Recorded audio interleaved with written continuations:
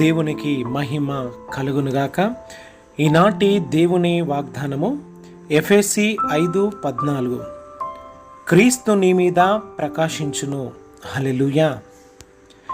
ఈ రోజున వెలుగై ఉన్న దేవుడు మరి చీకటిమయమై వెలుతురు లేని నీ జీవితములో తన యొక్క దీవెన, తన యొక్క ఆశీర్వాదము, తన యొక్క రక్షణ అనే వెలుగుగా ఉదయించి నీ చీకటైన నీ జీవితాన్ని వెలిగించాలని, ఆయన యొక్క రక్షణ నీలో ఉదయింప చేయాలని ఆ దేవుడు నిన్ను కోరుతూ ఉంటుండగా, ఆ వెలుగై ఉన్న దేవుణ్ణి నీ హృదయములోనికి చేర్చుకుని తన నిత్య రాజ్యములోనికి నీవు నడిపించబడుదువుగాక. ఆమెన్. హల్లెలూయా.